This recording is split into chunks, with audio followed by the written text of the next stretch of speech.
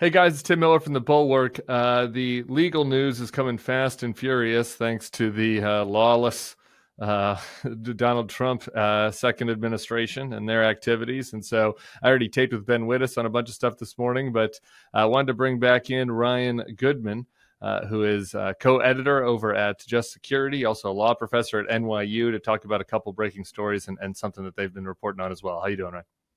Doing well, thanks. Thanks for coming back. The two stories that have broken since I last talked about crazy legal stories related to Donald Trump. One was the DOJ issued I guess I don't know what you call this, a certificate regarding the pardon of one Jeremy Brown. Jeremy Brown was a January 6th defendant. When the FBI searched his home, they discovered illegal grenades, a sawed-off shotgun, and classified information he had retained inappropriately after leaving the Army. Somehow the Bondi DOJ decided that these charges fell under the rubric of the January 6th pardon, and Jeremy Brown gets a clean bill of health on that. And it's pretty just astounding how for pardons that were broad based to begin with, that were like shockingly broad based, they seem to even be expanding the remit. That's right. And it's extraordinary in the sense that Mr. Brown is an alleged member of the Oath Keepers. And when they conduct the search on his property, it's not as though these like collateral crimes are like marijuana, drug use, or something like Right. that. It's gun possession. And he's like a fully armed individual with grenades and the like that it seems to have maybe brought over from when he served in the military. And so it's the strange oddity of the green light that comes with these pardons. That it's not just pardoning oath keepers, it's not just pardoning people that assaulted law enforcement officers, but lo and behold, it's like here are your grenades back. Yeah. Really unbelievable situation. And just to be precise about the law on the matter, when they enter their certificate, which I've read, it's just a page and a bit. It says nothing. It basically just quotes the executive order on the pardons, which basically are about pardoning people for activities related to January 6th. Being in I possession mean, of how could grenades. possibly being Yeah, in possession of classified documents from the Army have to do with the January 6th? I mean, they have nothing to do with it. The only, stretch of imagination is, because they were investigating January 6th, they yeah. found that he had committed these crimes, but there's no connection there's no nexus between the crimes and the activity of January 6th. So it's really pretty bold what they're doing. And it also, as you mentioned, this is in Florida. It's not in DC, so it's not necessarily the interim U.S. attorney in D.C. It's Pam Bondi's Justice Department. They say it's the Justice Department's leadership that has decided that the pardons apply. Wow. And the message is loud and clear. We've been talking about this, but Michael Fanone talked about this over at the Principal's First event over the weekend, where, Enrique Tarrio shows up and menaces people.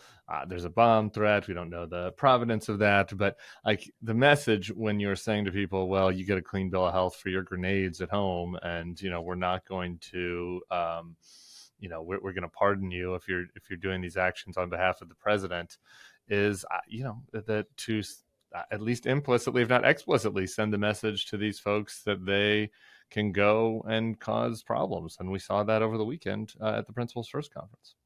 Yeah, I think it's a green light to brown shirt type activity by these paramilitary groups. It's very worrisome. There's no counter messaging coming out of the White House or the Justice Department. It's only this particular message. Yeah. And I think they're hearing it. Yeah. Well, woof. That's not great. In better, I guess, legal news, at least for the short term, a federal judge who had previously ordered the unfreezing of USAID contract spending was frustrated that the spending had not been unfrozen. And so just about an hour ago now, he granted the motion to enforce his restraining order against the state and USAID spending freeze. And he's ordered the Trump administration to pay all invoices and letter of credit requests for work done prior to February 13th by midnight tomorrow night. So, I mean, I guess we'll see if that happens. And they'd been slow walking this, but I wonder what your take is on kind of this ongoing fracas between the administration and the courts over the spending. So, a couple thoughts at the outset are: one, the stakes couldn't be higher.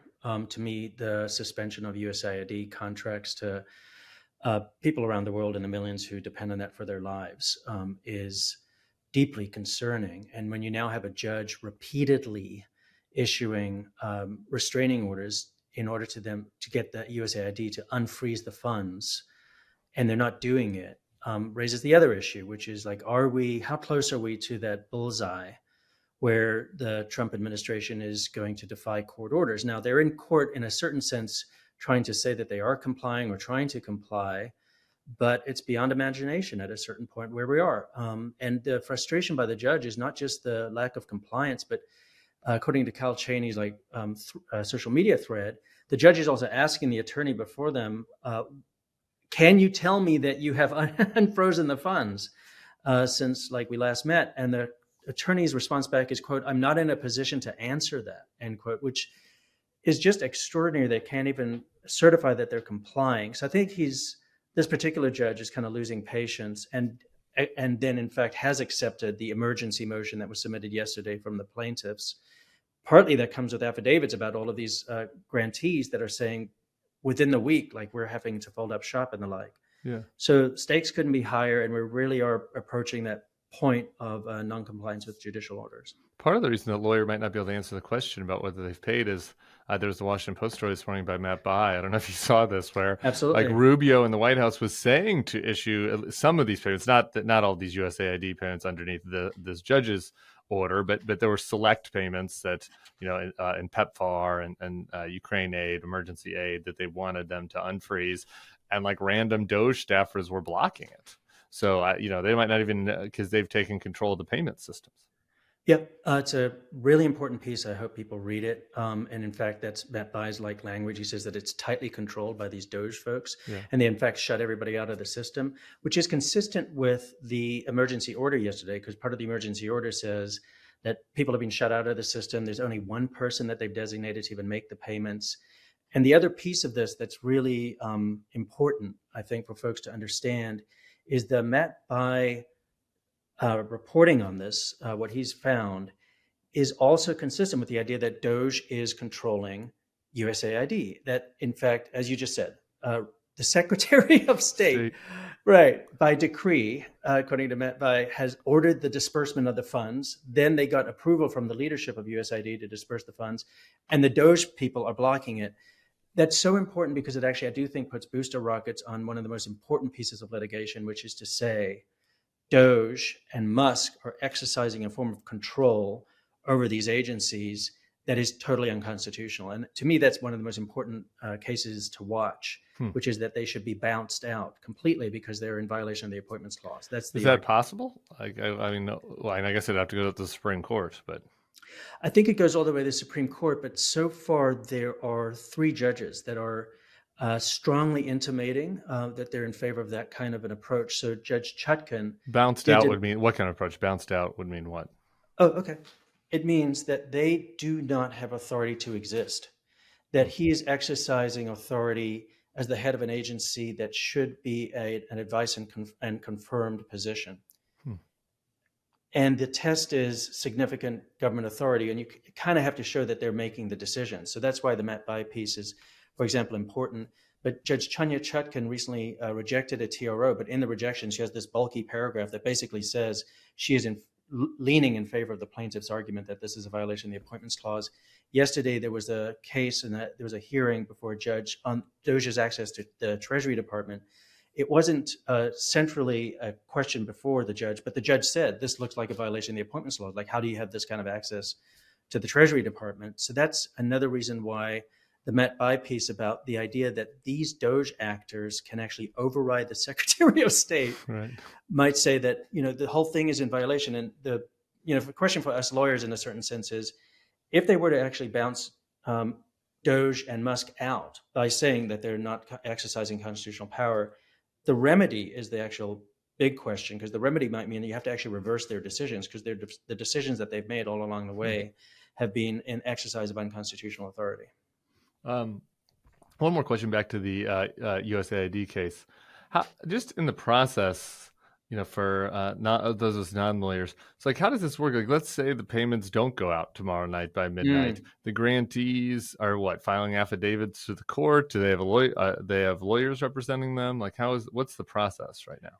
Yeah, so they have lawyers representing them, and each time the lawyers present the argument that about the irreparable harm that their clients will suffer, and the fact that their clients are not seeing the funds come through, Yeah. they have affidavits, so it's all very well supported, and that's what's being presented to the judge. Hmm. It's also another piece of this that I think is important for folks to understand. It's not just about does the judge issue that order, but the judges in these cases are also forcing the government to have to answer certain kinds of questions. So, for example, part of the order from today is that the judge said to the government, you have to also show me tomorrow all of the internal directives you give from now till tomorrow, showing how you're directing your employees to comply with my order. Trying to get around whatever the heck is going on inside the agency that's stopping the order from going through.